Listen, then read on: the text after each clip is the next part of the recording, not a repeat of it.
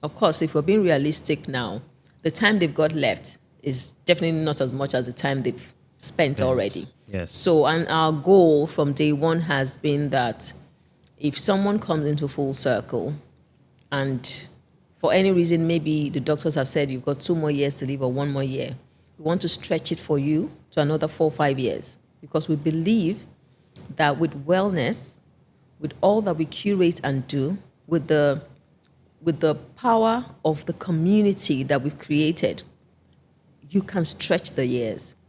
So I remember a moment when I think I was in my secondary school or so, and I had gone to say hello to my neighbor.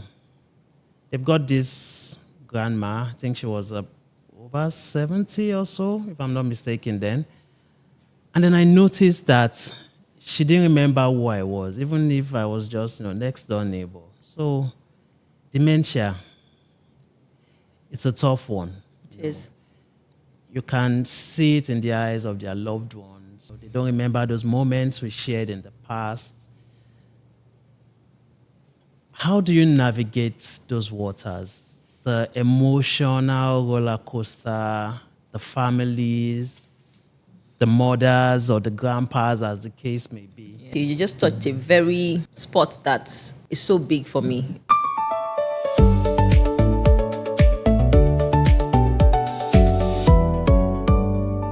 Hi, Gbeminiyi Laolu-Adewale. Hello. How are you today? I'm well, thank you. It's a pleasure having you on the CX 101 room. It's a pleasure to be here. Thanks for having me. Amazing. Now, I'm curious. You've worked with one of the big fours, Deloitte. You've worked with some popular FMCGs as well. Now, Geriatrics. I'm trying to marry the connection between the two. What was the inspiration? Why leave the for-profit for what it is you do now?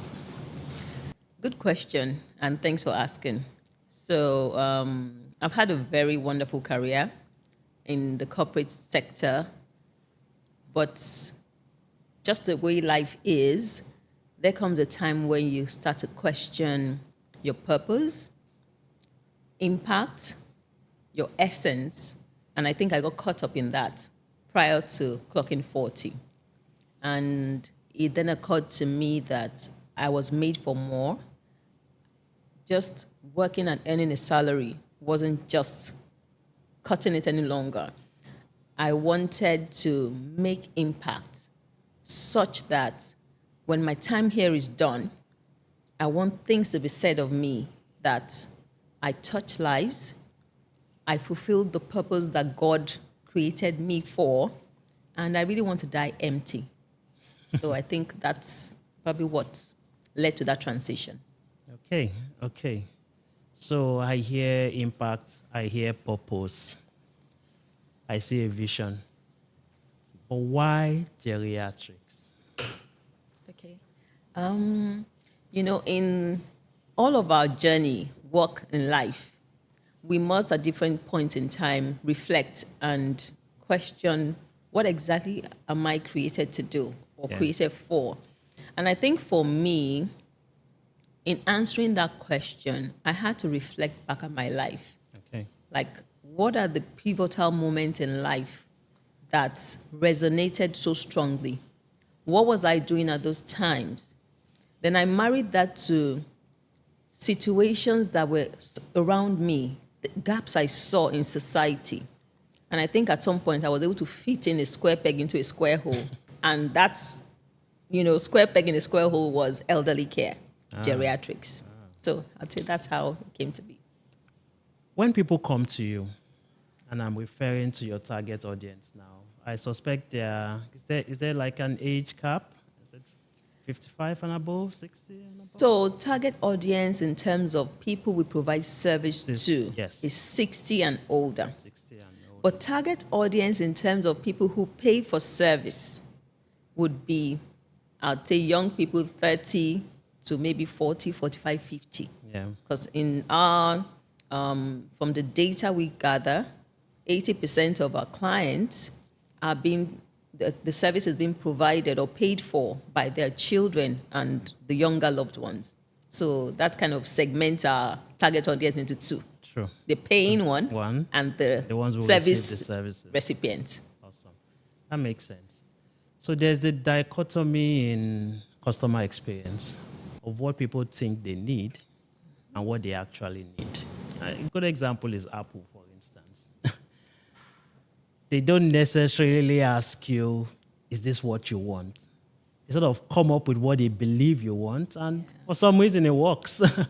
Now, my question is, given the people you serve, and I'm referring to the recipients of your services now, in your experience, is there a distinction between what they think they need at that age and what you actually give them? And it's okay if they're the same thing, but I'm just curious.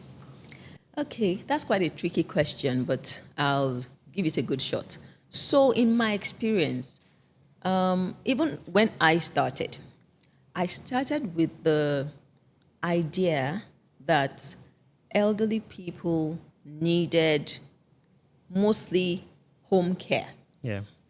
But thankfully, like I would do most things in my life, I would always research, experiment, and then come to a conclusion of what the real problem is. Yeah. So in my research, I found that we didn't have adequate resources to care for our elderly. Yeah. 20, 30, 40 years ago, our culture was when the elderly ones are elderly, they live with the younger ones. So we had the extended family settings, things were working, life was beautiful. But life is still beautiful, but in a different way. Yes. Because modernization, technology, immigration have all come to play, and they've changed the dynamics of family settings and how society works. Given that change, the need for the elderly segment, elderly population, has also changed. Because previously, there was somebody's house to go to, or we all go to the village, there was always someone around. Now that's no longer it. There's nobody around, so the needs have changed, So what I have found is that sometimes we're still locked in the past, thinking that the need is they just need to have a help at home. When I came in, I also thought maybe the need was we just need to set up a home. But I got the opportunity to work pro bono in a home for about 4 months when I Okay. started this journey. All right. And for me, that was the first, would I say, certification, undocumented certification On I the got, job. to get into this role. Because what that gave me firsthand was the understanding of the real problem. When they say the crux of the matter, I had the opportunity to peel the onion because I worked in the home, I was caring for the seniors in the home. I was able to see the dynamics of, okay, this is the home setting. Is it solving the problems? And I found that the answer was actually no, because it wasn't everyone's solution that was care home oriented. Some solutions were home oriented. But one thing that resonated across was the fact that in that age segment, there was loneliness, there was isolation. There was that for those who were living in their homes. There was also that for those who were living in care homes. So the care home was not necessarily solving the loneliness and isolation problem. So I picked that as the crux of the matter. Like if we were to solve for loneliness and isolation, which is wellness in a bigger frame, then we would have solved for 50% of the problems in that age segment. That's what birthed Full Circle Geriatrics, because we realized we needed to solve for wellness. As an elderly person who's 65, 70 years old, of course you're no longer in active service. So when you wake up in the morning, what's that drive? What are you aspiring to? What are you looking forward to? Many of them didn't have things to look forward to, whether they were living by themselves or living in a care home.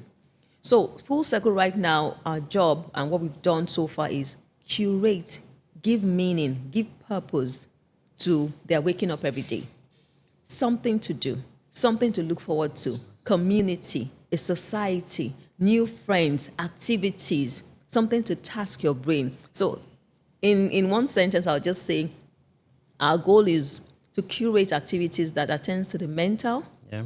physical, social, and psychological well-being of senior citizens. And if you look at that, that solves for loneliness and isolation in old age. So many don't think that's what they need.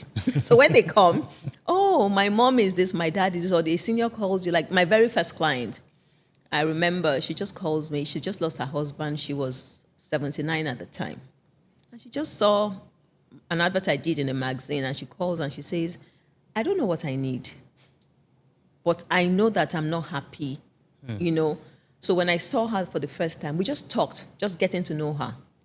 What she needed at that time was companionship because she was grieving. One of the things that came out strongly that she said to me was, my kids feel like I should move on. My husband is gone. But they don't understand that even when they're present, I'm lonely.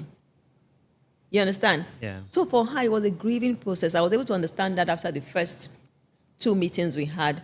And I knew that with her, I just needed to go there and listen. So some days she would cry. Some days she would talk. And I was with her. We used to meet every week for, I think, a year and a half. And she got better. She sold off the house that reminded her so much of the past that was haunting her, that she didn't like, moved into a new apartment. Today she's happy. She's doing very well. She's fine. That was the need at the time. But overall, wellness is a big need. Just something to solve for loneliness, isolation, and nothingness, which is prevalent in that age segment. That's profound. That's profound. My parents are recipients of what you do. And it was exciting, to see that part of them. Especially my dad, who is naturally very quiet, so to say. I got to see him dance in one of the videos. Now, I'm curious. The concept of well-being looks like a huge umbrella. It is. And in customer experience, there's what we call personalization, right? For some people, well-being could be playing a game of Ludo. For some, it could be dancing. For some, it could be reading a book. Yeah. For some, it could just be, I need to be around people who are my age and share experiences, right? So I'm curious, how do you connect with that such that when Full Circle reaches out to these people, brings them together, how do you satisfy those individual needs? I think that's the beauty of starting small and growing bottoms up. So I'd say in our first year, we had the opportunity to learn. And once it was established for me that wellness was what we were going to solve for, it was then to research what would wellness mean to the 60-year-olds, the 70-year-olds? What would wellness mean to the female seniors, to the male seniors? One of the first things we found we needed to hack was the way to include the grandpas, the male seniors. For those who followed our story, the women embraced Full Circle from day one because we curated activities like dance, arts, music, crafts. And you would hear some people say, my dad won't come. He says those women that will just go there and be sewing, or those women that will just go there and be painting. So it felt like something men, didn't want to engage in. So over the months and the years, we started to think outside the box. What were we going to do that men would feel comfortable? African men, let me put that in perspective, would feel comfortable doing.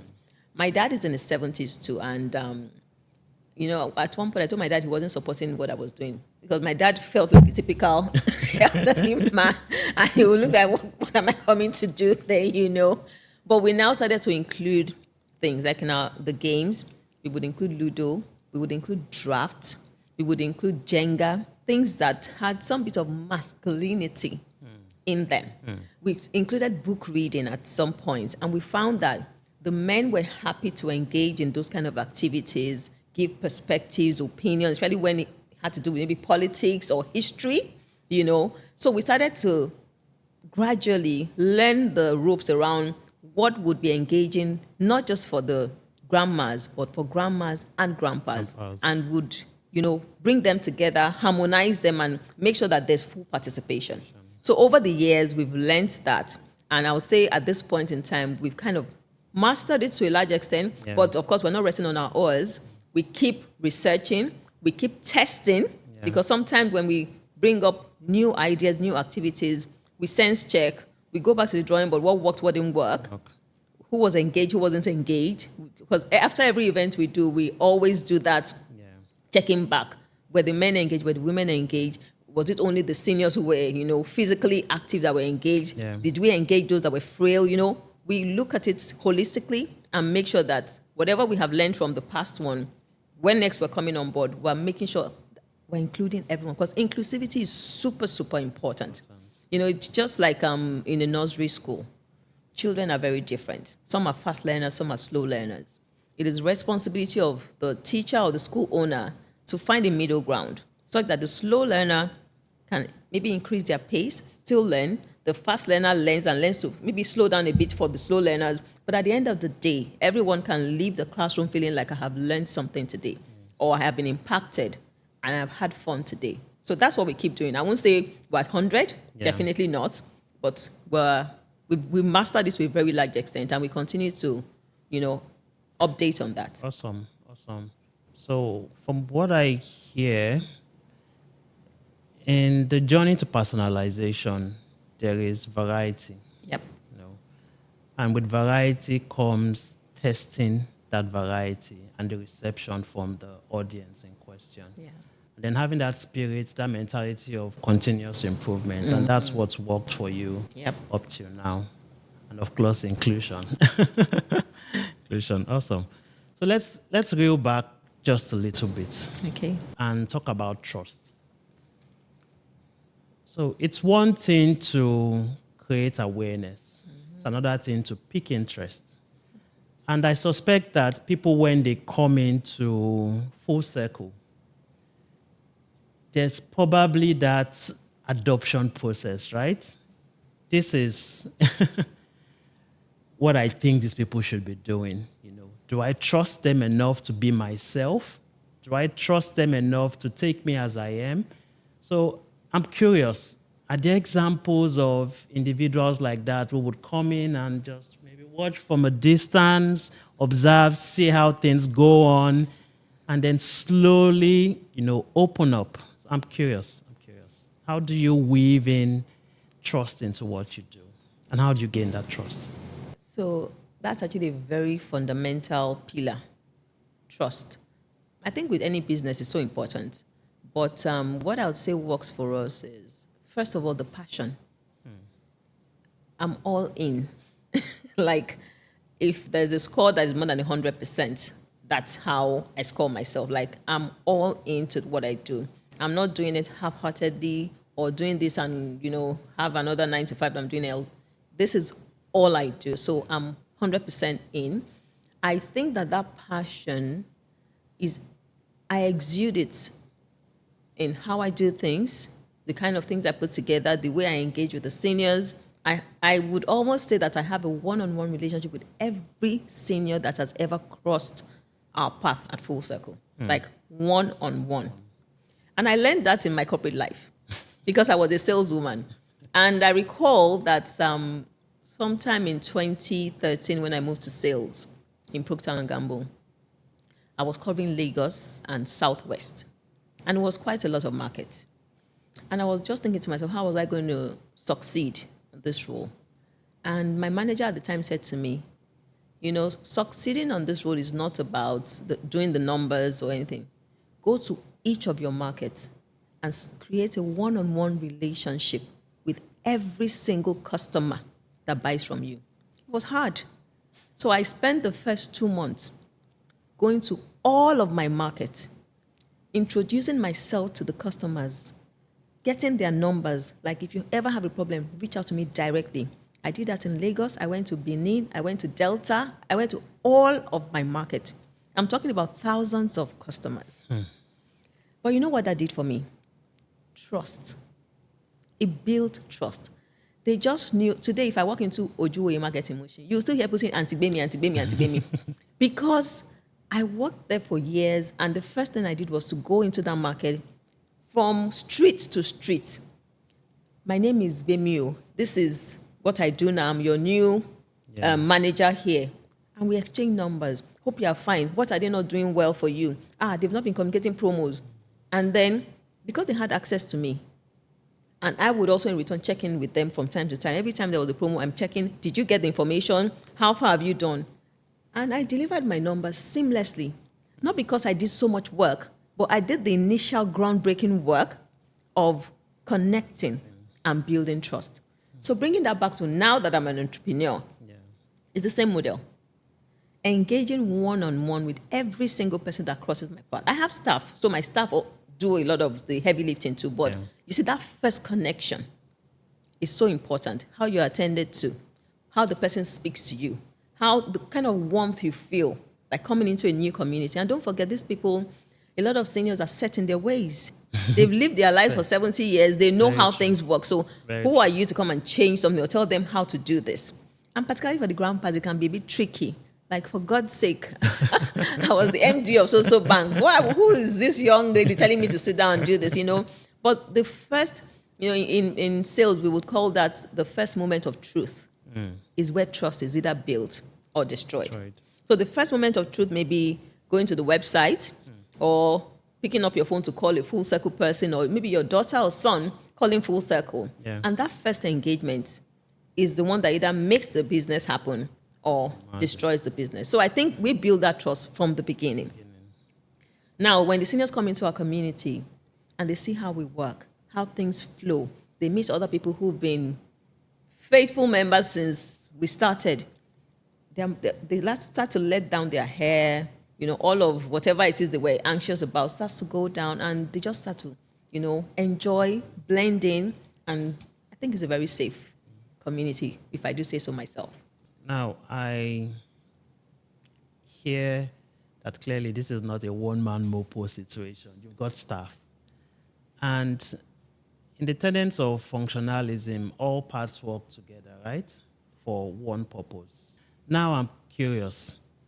You have your vision. You have the level of service that you want to deliver. You preach peace of mind. You don't have to be lonely again. You can come around with other people. Now, this is you. This is Gbeminiyi. And I suspect this is the vision of Full Circle. Now, you have other people working with you. How do you get them to deliver that consistent level of experience to the 60s and above? How do you do that? Okay. This is where I'll also draw in the God factor. Because I think for any business at all, from the moment I started working, I've realized that people are the most important assets that any organization can have. Back in my days in P&G, we would say there was this the policy or just a standard that you can take away our business, but leave us with our people. Even when the business fails, our people will rebuild whatever it is that is lost. That's the level of confidence that an organization that is well over 200 years old has posed in its people. Yeah. So there's something about training. And because I'm grateful for my career path, because having worked in all of the companies I've worked in, I've come to understand how to run a business, how not to run a business, what are the important factors in keeping a business standing and successful. So when we recruit, people come on board. So my very first staff, I'll say how I got my very first staff. So when Full Circle started, of course, it was me and my girls. We were the first employees, unpaid employees of Full Circle. And I noticed a particular young lady. So we quickly got volunteers. So a lot of people reach out, they want to volunteer for the course. And this lady would come in every single month on her own. She had done this for 6 months consecutively. And for me, that was a test that she had passed that she didn't even know she had taken. Because for me, when I was starting, I also went to work somewhere for 4 months pro bono. Yeah. I think the ability for a human being to do something freely tells a lot about your capacity, your mindset, your heart, and how you are generally. Yeah. And it also shows passion. Yes. So when I saw that, and we were going to transition to running a day center, because of course I can't do that alone. And after the first year, my kids had to go to school, so we needed to get in staff. She was the first person I reached out, and I said, I've observed this, you've been coming, and I wasn't paying her a dime. I think maybe a few times I just gave her transport fare because I felt like. Yeah. And when I reached out to her, she was more than happy to take on the job. And I didn't have a doubt that she was going to do it well. Someone who's used her money to get to the venue. And one time, I think she even bought something for the seniors. And I was just like, who is this human being? You know, so that's how we got our first member of staff. Subsequently, it's been someone, in fact, I think almost all of my staff had at different points in time volunteered with Full Circle. So I'll say that has probably been our pathway to also getting people who would work with us. Yeah. Some still today work as volunteers, and they're more than happy to do it. So there's that God factor, definitely, because I believe it's God that has navigated their steps towards.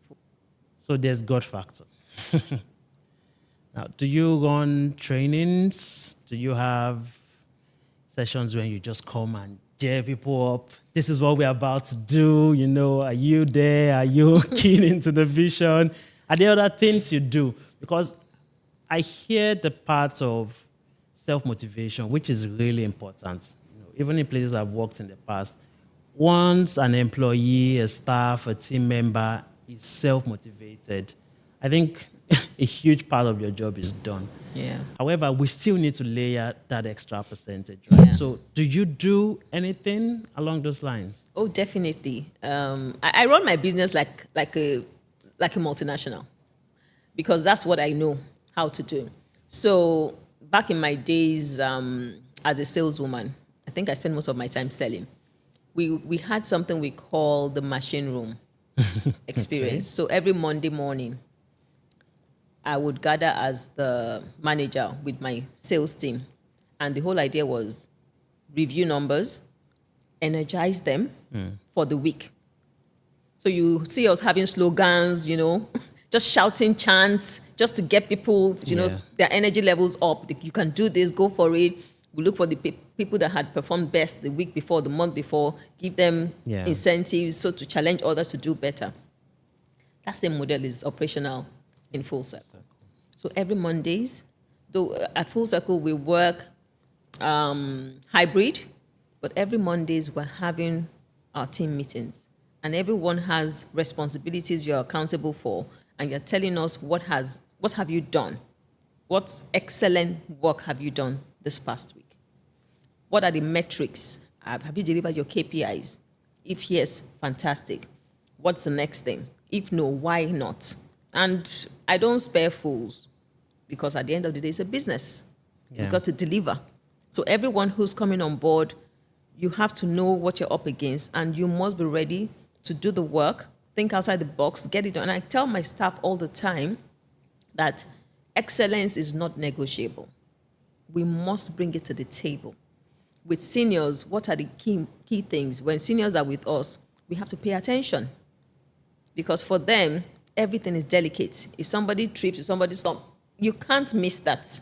You have to pay attention. The work we set out to do, we have to do excellently well. And we track all these measures. So that's how I think we get by. So also talking about the activities, that's how we get by. Did this one work? The book we read the last time, was it good enough? Do we need to read better books? The crafts we did they feel happy about it? Was it difficult for them to achieve? You know, how do we fine-tune that against the next time? So every Monday, we do that at Full Circle. Awesome. So, and of course, we train. I am very big on that. So trainings, how to do stuff, social media trainings. I have people who come in, you know. So we make sure that our staff are up to standard. Awesome. Thank you very much for that. I may have found a very interesting quote from what you just said. Excellence is non-negotiable. Yeah. You've got to bring it to the table. Absolutely. Beautiful rhyme. Wait. Now, let's talk about the care journey. Now, in customer experience, you know, you always think about the customer journey, from finding out about what it is you do, to using your product or service, to what happens after. For some people, they call it after sales. Now, I'm curious with Full Circle, and your target audience, the 60 and above, where does that journey start and where does it end? That's the first part of the question. And then what part of that journey matters most to them? That's another tricky one. Because when you say where does it start, where does it end? It starts the day they get to know about Full Circle. And I think it's going to end the day the senior leaves the surface of this earth, or for some reason the senior is unable to continue with Full Circle, which is hardly ever the case with us. Because in reality, the work we do, we know that there's an end point. Yeah. We've lost a few, maybe due to illness and Yeah. some just of natural causes. So that's the end point for them. For some others, maybe they've had to relocate at some point in time to go be with their children. Yeah. So we have those kind of, but then once they come back, they return. So it's also very important for us to keep our clients as lifelong clients. Of course, if we're being realistic now, the time they've got left is definitely not as much as the time they've spent already. Yes. So, and our goal from day one has been that if someone comes into Full Circle and for any reason, maybe the doctors have said you've got 2 more years to live or 1 more year, we want to stretch it for you to another 4 or 5 years, because we believe that with wellness, with all that we curate and do, with the power of the community that we've created, you can stretch the years. Because what will make you stretch the years? You're living healthy, that's one. There's purpose. You wake up every day, every week, oh, I have to be at so-so place on Thursday. I'm meeting with these people on Thursday. I want to go and sing. I want to go and do this. I want to learn something new. As simple as that sounds, it's got the power and the ability to stretch and elongate or achieve longevity. Let me put it that way. So where it starts and where it stops is when they come in contact with us. Stops is when God calls them home, or if some things happen along the way, they've got to travel, they've got to relocate, that happens. But aside from those two, we keep our clients. Once you come into our community, you have nowhere else to go, because you're going to fall in love with what we do. You're going to fall in love with the community, the people. They make new friends. In fact, when we started the WhatsApp group, I was worried. How was I going to manage it? That was a worry for me, because I remember WhatsApp groups and I know how cumbersome it can be to manage such. But I promise you, I really don't have to manage anything. They run it on their own. Because I realized they're looking for outlets to express, outlets to converse, outlets to share something. So that community on its own is self-run and is sustainably run by the seniors themselves. So I don't see how somebody wants to move out of that kind of space that seems healthy. Though, of course, we have incidents that maybe people cross lines and all. And we also find the same set of seniors within the community to talk to the seniors who needs to be called to order, Yeah. So that's how that is being managed. What was the other thing? The moments that matter. So I think the moments that matter for a lot of them is the time spent communing. We're social beings. Yes. That's how God created us. Just last week, there was a senior I was talking to. She lost her older sister, who was in her 80s, and she was feeling blue. She said, everyone came around her and were just saying, "Ekpele, ekpele," and she just said, "Please, all of you leave my house. I'm going to Full Circle." And she came, we're playing basketball. So that's another thing we introduced just last week. Okay. We're like, they can't do it. I was initially afraid, they'll have to jump a little. But now we've seen that we're going to do more of it because it stretched their ability. And she came and she said, no, we gave everyone maybe like 5 shots. She said, no, she must dunk the ball in the basket. She came with so much energy. And she was like, that she's so happy that she came today. That because everyone around her were just telling her too much Ekpele was affecting her. That she just needed to leave them and tell them to get out of her house and come here. Yeah. That moment mattered to her. There are moments where we just, during our music sessions, we just do hymns. You'll be amazed. So on Thursday, we sang, what was the song we sang? It was a very simplistic song. I can't remember the song now, but a very nursery rhyme kind of song. And then a 90-year-old got up and said it reminded her so much of a particular time and season in her life. So she got up, she rendered the song. Another 91-year-old came out and she said everyone should stand up and sing with her. I was just sitting down there and looking like, this is, you could almost say it was stupid, right? But that moment mattered.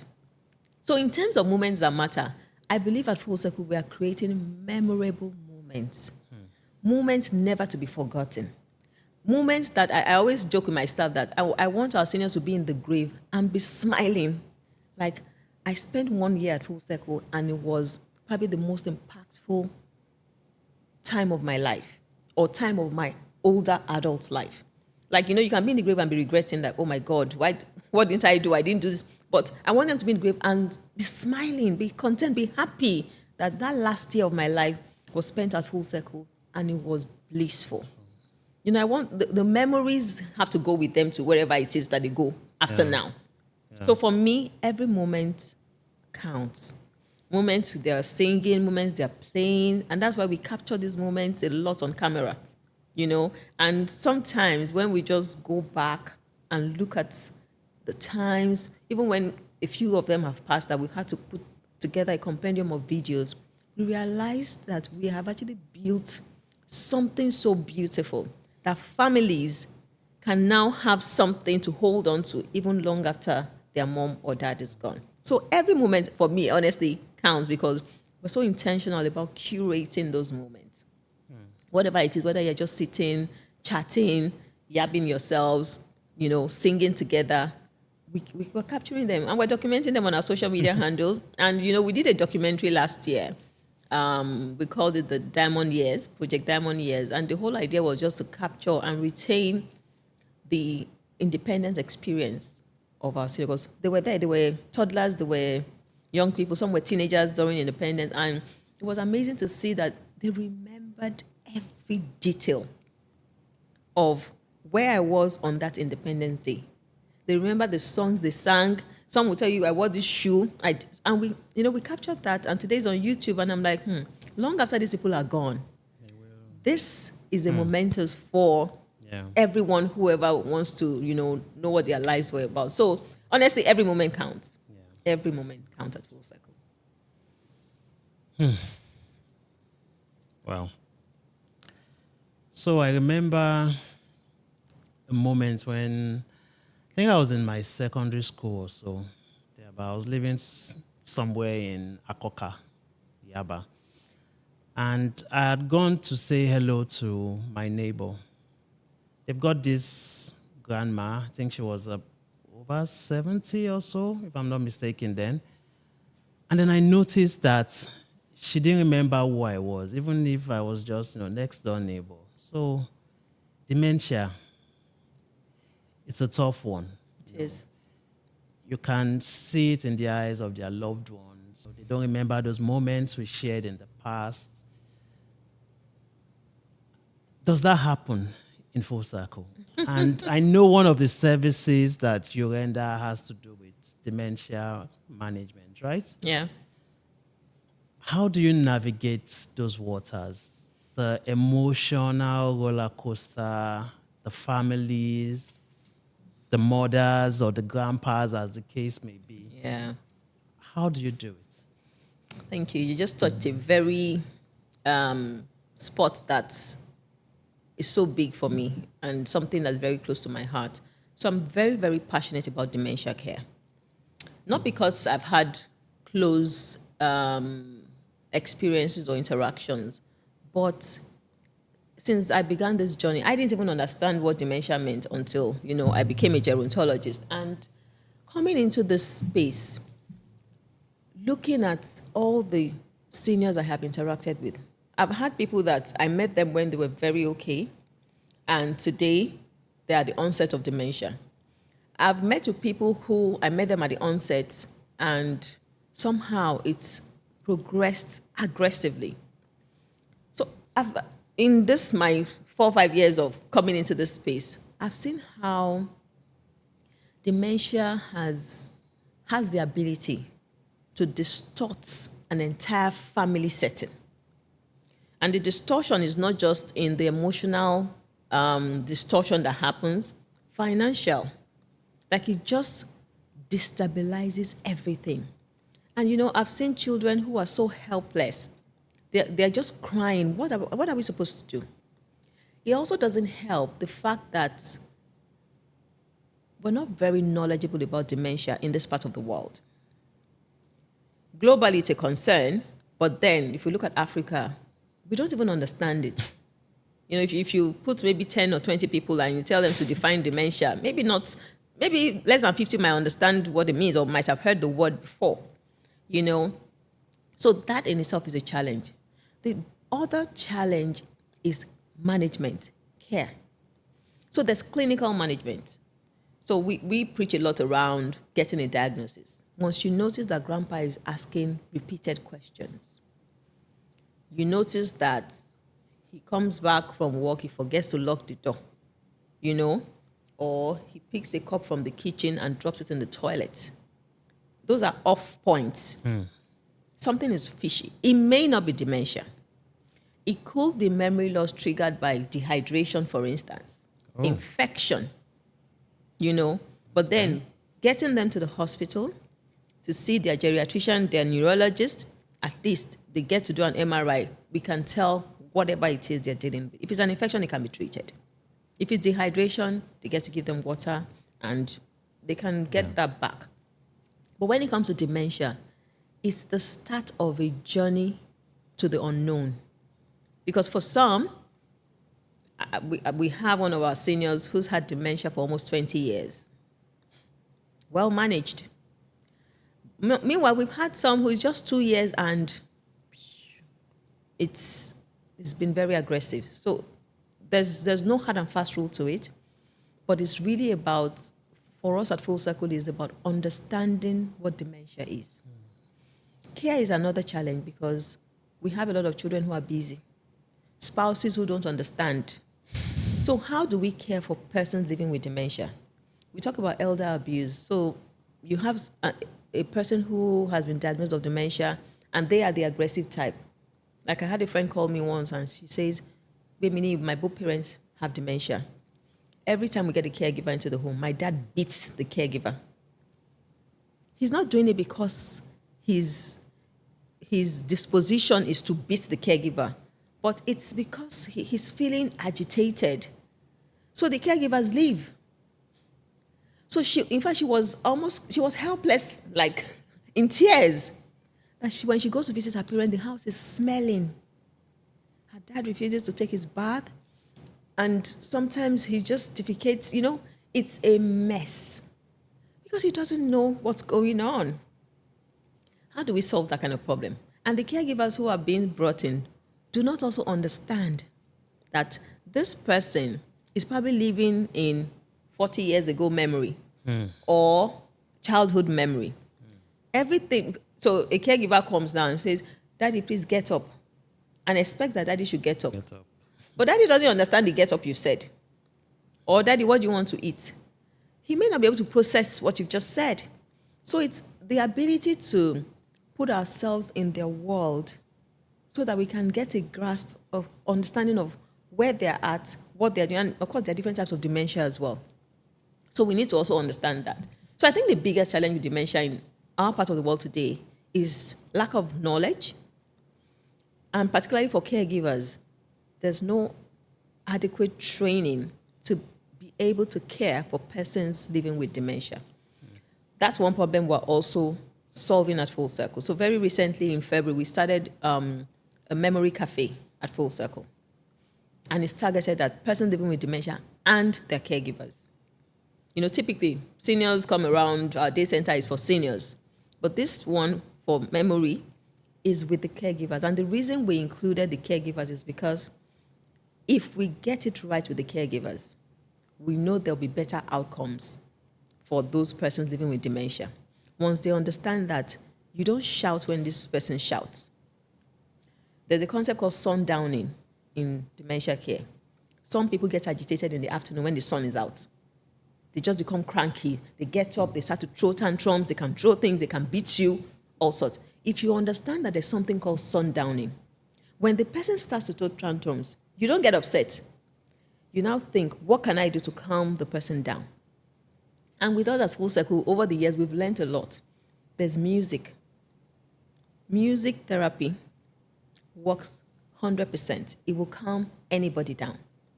So what kind of music do you like? I was telling you that we were singing a nursery rhyme on Thursday, and it was so magical. It will calm anybody down. You know, you are my sunshine, my only sunshine. You'll be shocked that maybe she sang that in nursery school. And when you play that song, she just suddenly starts to sing and she's calm. Taking the person on a walk will calm them down. So it's really trying to understand what works for Mrs. A or what works for Mr. B. So with dementia care, I think there's a lot of experimenting that goes with it. But the critical thing is understanding what dementia is, the patience, and you've got to have a large heart to do it. I hear some children saying, I can't deal with this, please. Gbeminiyi, give us a solution. I need a place for my mom to just stay, and I want to know that she's being cared for. So these are the kind of conversations we have every time with, loved ones or persons living with dementia. And the cost is quite expensive as well to deal with. But overall, what I would say is that dementia, it has no known cure. There are a lot of factors that have been discovered that could lead to it. There's the genetic factor, there is the lifestyle factors, but overall, since there's no cure, and it's not like today's, you can say, oh, in 20 years' time, you have dementia confirmed. There are tests though, but what I think we can do is just to learn about it a whole lot more. Build capacity for care, which is some of the things we started to do at Full Circle. If we get the caregivers well-equipped enough to understand and patiently care, we would have better outcomes. We will have people who live with dementia for longer, and they will live well, as opposed to what we see today, whereby people just lock them up, and they look tattered, they're unkept, and naturally, when they're unkept, they're going to die very soon. Yes. So that's the case with dementia. But we're ahead of the curve in terms of managing it. We're working with some researchers currently on non-clinical methods for dementia care. Yeah. And we hope that before the end of the year, we can put out some research documents to help people see that there's something we can unlock here, even in Africa, around dementia care. Absolutely amazing. That was really illuminating for me. I didn't prepare for this question, but I have to ask. So when we think about experience, we more often think about people, brands, organizations, entrepreneurs trying to do something for the customers, But from what you've said now, what the customer is going through can actually impact you too as a person, right? It can impact your staff. They can come in feeling sad. They can have that emotional roller coaster. How do you find that balance? How do you get yourself to that point where you are not overwhelmed such that you are broken down, broken away, and unable to do what it is you do? How do you find that balance? Okay. For me personally, I don't find geriatric care burdensome. That's the first thing I'll say. And I tested that theory when I went to work in a home. Yeah.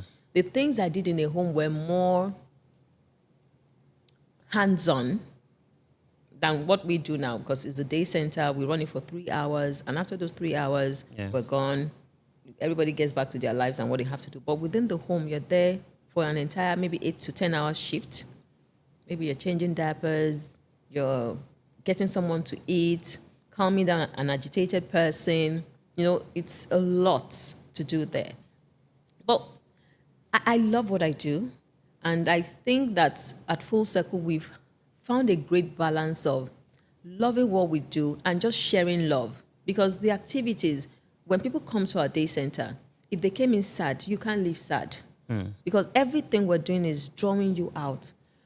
If I look at our book reading experiences, so we're very intentional about the kind of books we even read. We're reading books of hope, books that inspire. When we look at the kind of things we teach, Because sometimes we teach them craft that they can go home and do. We've done soap making, we've done candle making, they've made purses of their own, which some of them take out, you know. But we're helping you do things that when you get home, you know, the few times I visited some of our seniors, I look at their living room and it's just an array of, do you remember when we did this full circle? So everyone who goes into that house knows that they go to full circle because they've arranged all of their craft, everything on one side drawer there. And it gives them joy. So when they're not at the center, they're in their homes, it's giving them joy. Some are learning to play the piano now at 90. So when they're doing that, you know, so rather than maybe sadness, what I think I personally take out is wisdom. Because in engaging with them, maybe in comment, I love book reading with them because it's not just that you're reading to them. When we read maybe a couple of chapters, people give input. They share experiences. And you know, there's nothing as amazing as shared experiences. Because these are people who've lived 90 years, 80 years. Their experiences can be bought. Yes. The lived experiences, you know, give you perspectives on things. And you're just there, your mouth is open. Sometimes you want to fall down with the things they say. But you live enriched. And I think I speak for not just myself, but everyone who works at Full Circle. So it's almost like you're getting free education, free information. So you're actually even growing yourself, as opposed to feeling like you're getting burnt out. I've not felt that way in all of the years.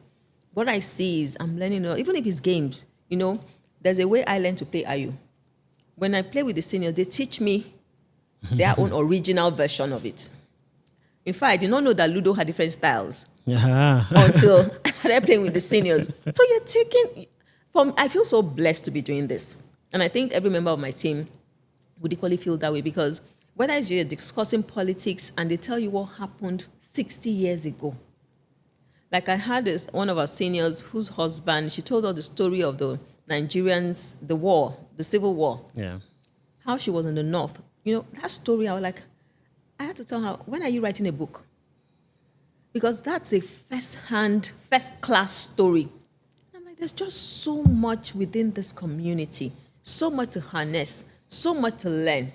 So I feel blessed, like, it feels to me like I'm going to school to learn every time I'm with them.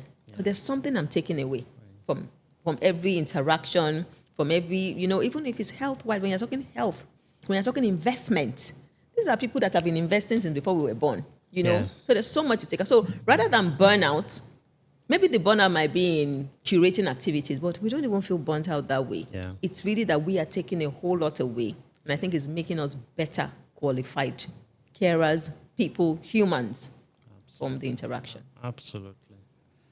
So I hear fresh perspectives, opportunities to learn, to educate, to be better. Mm-hmm. Yeah, that makes sense. So now, geriatrics. What can businesses out there learn from them? And yes, their target audience might be different. It could be kids, could be just people who they want to buy shoes, buy handbags, come to their restaurants. What can they learn from what you do as far as service delivery is concerned? I think I'll just speak generally on business now. I think the way to run a business is almost clearly cut out. You must be selling value. So it's a value exchange at the end of the day. You must be providing something that people feel it's priceless and it's so worthy of commanding their money. I'm also a proponent of starting small. You know, before Full Circle, I ventured into the fintech space and I co-founded the fintech company. And I was quick to realize that wasn't what I was called to do. Now I came into Full Circle and we started like from scratch.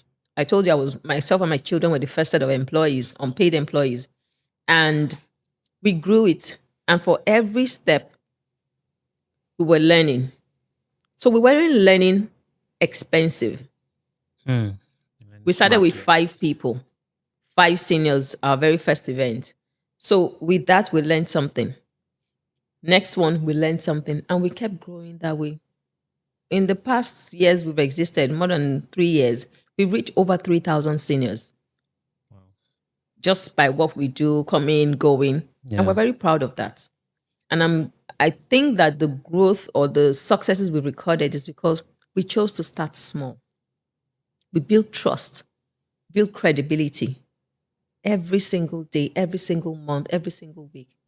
And one thing that I think has also worked for us is consistency. We always show up. It's not that we don't make mistakes. We've had an event before where we're supposed to see a movie and the projector did not work. Things happen. And that's one of the most beautiful experiences so far, because guess what? We had a theme for the movie. So we just started the conversation and we ended up spending 3 hours having solid conversation that day. So it switched from movie to real life experience sharing. So there's also that, smartness to be able to adapt, because things won't always be perfect, but you must be able to adapt. So consistency is important. And I think the most important of all is your why. Why are you even here? Like I told you before I came in here was also why. I was questioning myself. Yeah. Why am I here? Why am I in paid employment? What do I need to be doing? What's my purpose? So everyone must have a why. You can't venture into anything because it's what everyone is doing. We see that happen a lot in society. Yeah. When someone starts to sell microphones, every other person starts to sell microphones. But you must know your why. If you're selling a microphone is, I want to empower podcasters to have clarity of voice. Yeah. That's a big purpose. And then it determines or directs your sourcing. It impacts on how you're pricing. It informs the quality of microphones you're going to bring to the table. Yes. As opposed to someone who sees you selling microphones, feels that you're cashing out and just wants to sell.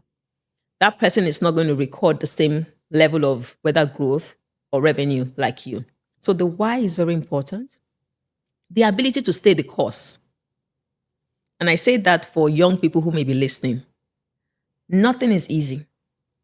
Even when I was working in an organization, I remember we had different chaotic moments. Although my salary was getting paid regardless of the chaos, but there's someone who was getting the hit. So if you bring that into entrepreneurship, you, the entrepreneur, is going to get the hit, but your staff must get paid. So nothing is easy. You must have the tenacity to stay the course. Good, bad, ugly, stay the course. And it's your why, which is fueled by your passion, that will give you that confidence and tenacity to stay the course. You must be able to. Because if at every little breeze, you drop what you're doing, then you're not ready for this entrepreneurship journey. Definitely. So I think those are the things I'll just advise anyone. And Yes. I think that's what they can learn from the full circle story. So we've had a stimulating conversation today. I've learned about purpose. I've learned about perspective. I've seen customer experience from a totally different angle altogether.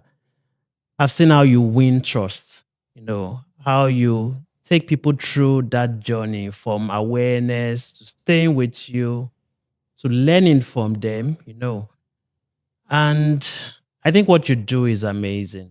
Thank you. Amazing.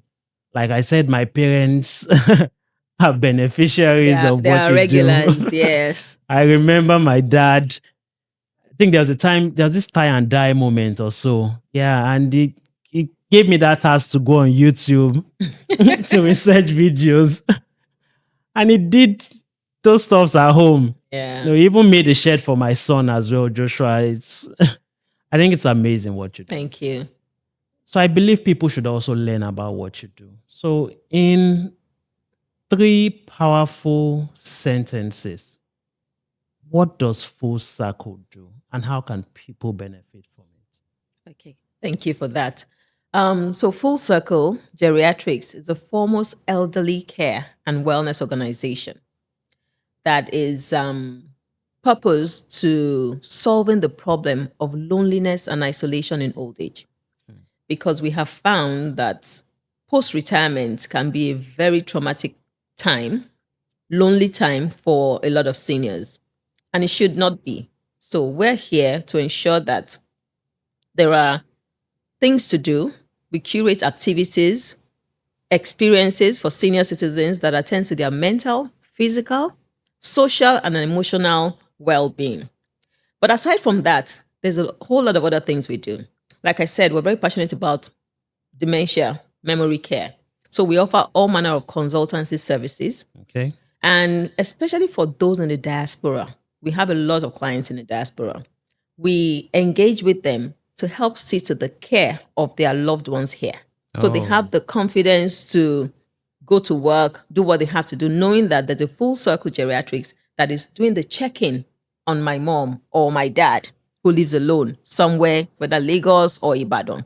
So we're able to do that for them and report well-being status to them. Okay. If there are things that are found that are red flags, we report it on time.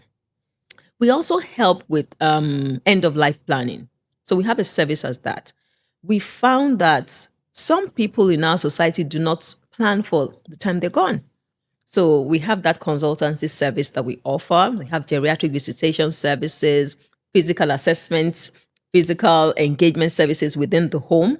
So if you visit our website, www.fullcirclegeriatriccare.com, we have an entire list of services that we offer there. And there's always something that would attend to the needs of your elderly loved ones if you just check and reach out to us. So we're here to serve and to make sure that seniors enjoy their older adult years. It should not be boring and it should not be meaningless. Absolutely amazing. Thank you very much for the time. It's been an absolute pleasure getting to know about you, know what you do, and the lives that you change on a daily basis. Thank you. If you've gotten to this part, that means you've learned something. And this is how you support us, by hitting the like button and subscribing to this channel. See you next time.